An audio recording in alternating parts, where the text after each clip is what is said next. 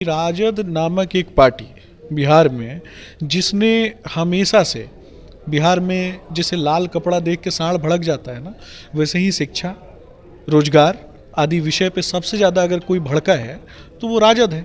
लालू जी ने एक ऐसी पार्टी का उदय कराया जिसने लगातार बिहार को गरीबी, अशिक्षा, बेरोजगारी के गर्त में ढकेलने का काम किया। अपराधियों की मंडली को और अपराधियों की जमात को प्रश्रय देने का काम किसने किया?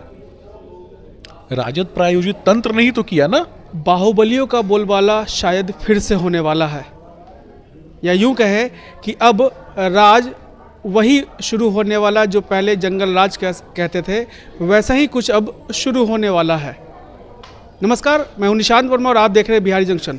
जी हाँ, हम बात कर रहे थे बिहार में जिस जंगल राज की बातें हमेशा चलती आई है, उससे संबंधित हम बात कर रहे थे कि लगातार अब जिस तरह से बाहुबलियों ने टिकट मांगना शुरू किया और उनकी पत्नियों को टिकट दी जा रही है, और वही बाहुबली अब चुनाव में अपनी पत्नी के रास्ते अंदर खेमे में आने की कोशिश कर रहे हैं, राजनीति में एंट्री लेने की कोशिश कर रहे हैं। अब वो दिन शायद दूर नहीं कि फिर से अब बाहुबलियों का आज के बाद से बोलबाला शुरू हो जाएगा। बहरहाल इसके लिए आगे हम बातचीत करना चाहेंगे। हमारे साथ प्रदेश प्रवक्ता है सुमित शशांक जी भाजपा के, जिनसे हम बातचीत करना चाहेंगे। सुमित जी, लगातार देखा जा रहा है जिस तरीके से मुन्ना शुक्ला हो गए, अशोक मेहता ने आनंद फानंद में खरमास में शादी कर ली, अपनी पत्नी को मुंगेर से वो टिकट दिलवा रहे हैं, मुन्ना शुक्ला जो है वो वैशाली से टिकट दिलवा रहे हैं, लवली आनंद वो भी अभी आई हैं, तो आनंद मोहन भी उनके जरिए जो है वो राजनीति में प्रवेश करना चाह रहे हैं। क्या कहेंगे?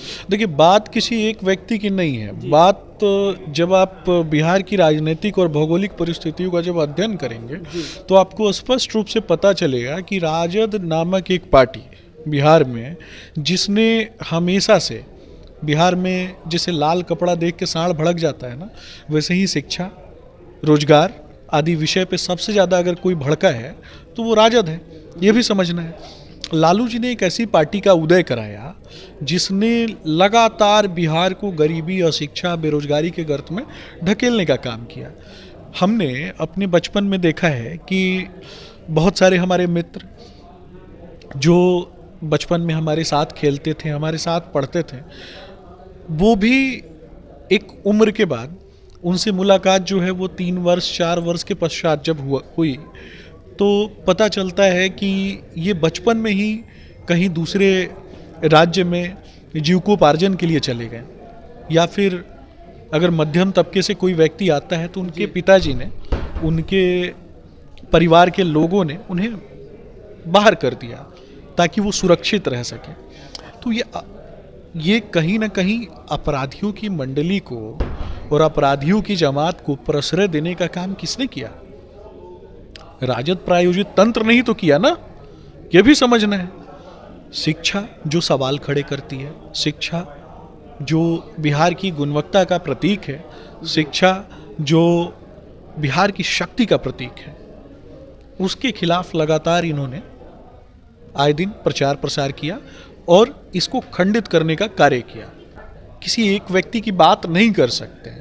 बात जब आदरणीय प्रधानमंत्री नरेंद्र मोदी जी के विजन की होती है तो इसमें आपने देखा होगा कि आप आरोप लगा सकते हैं, आप आरोप प्रत्यारोप कर सकते हैं, लेकिन जो आदरणीय प्रधानमंत्री नरेंद्र मोदी जी के विजन के साथ जो लोग भी खड़े हैं, उन लोगों ने एक प्रतिबद्धता जाहिर की और निश्चित रूप से शिवहर की सीट भी हम भारी बहुमत से जीतने वाले हैं। क्यों जीतने वाले हैं ये भी समझना है, क्योंकि ये जो प्रतिबद्धता है ना, राष्ट्रव्यापी प्रतिबद्धता कि हम समाज के अंतिम पायदान पर बैठे हुए व्यक्ति को आगे लेकर के चलेंगे, मध्यम तबके से आने वाले लोगों के सपनों को पूरा करने का काम करेंगे।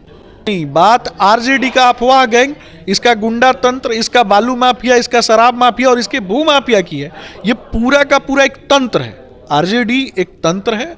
इस तंत्र में अपने अपने क्षेत्र में अपराध के जो बड़े से बड़े आयाम गढ़ने वाले जो लोग हैं, जिन लोगों ने अपराधियों के रूप में, बाहुबलियों के रूप में और बाहुबली से आगे बढ़ के बालू माफिया, भू माफिया और शराब माफिया के रूप में अपने आप को स्थापित किया है, वैसे ही लोगों को तो ये टिकट देते। परंतु इनका एजेंडा है अपराधी आगे बढ़े, इनका एजेंडा है बाहुबली आगे बढ़े।